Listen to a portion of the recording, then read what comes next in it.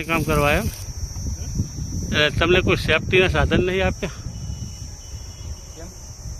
આ ઉપર વાયર છે, એનું કીધું તો સાહેબે વાત કરી છે એના માટે. તો હા, એના માટે વાત કરી છે સાહેબે. શું વાત કરી? લાઈન ઊંચી લેડાવો એમ નહીં, પણ અત્યારે કદાચ કાંઈક ઘટના બની જાય તો ત્યાં તો અમે અમારી રીતે કરી છે. હે તમારો જાન જોખમમાં થાય? હાઈ વોલ્ટેજ લાઇન નીચે ગાર્ડનનું કામ. રાધનપુરમાં સુરક્ષા વ્યવસ્થાને લઈને ઉઠ્યા સવાલ.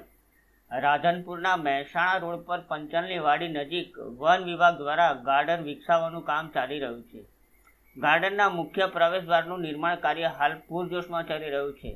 જોકે આ કામગીરી જ્યાં થઈ રહી છે ત્યાં હાઈ વોલ્ટેજ વીજ લાઇન પસાર થતી હોવાથી સુરક્ષાને લઈને અનેક સવાલો ઊભા થયા છે.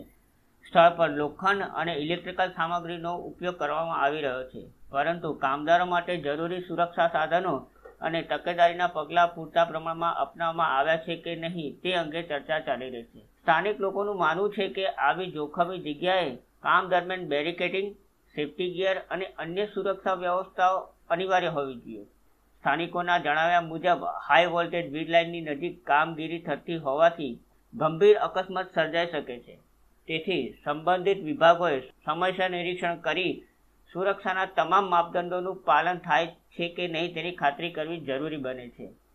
માહિતી અનુસાર વીજ વિભાગ દ્વારા સંબંધિત વીજ જોડાણ અને લાઇન અંગે જરૂરી પ્રક્રિયા હાથ ધરવામાં આવી હોવાનું જાણવા મળ્યું છે. છતાં વિકાસના કામો સાથે સુરક્ષા ધોરણોનું પાલન થાય છે કે નહીં તે મુદ્દે લોકોમાં ચર્ચા જાગી છે.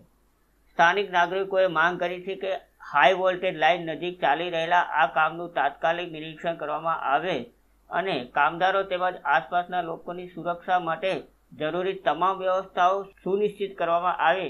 રાધનપુરથી અનિલ રામાદૂતનો રિપોર્ટ.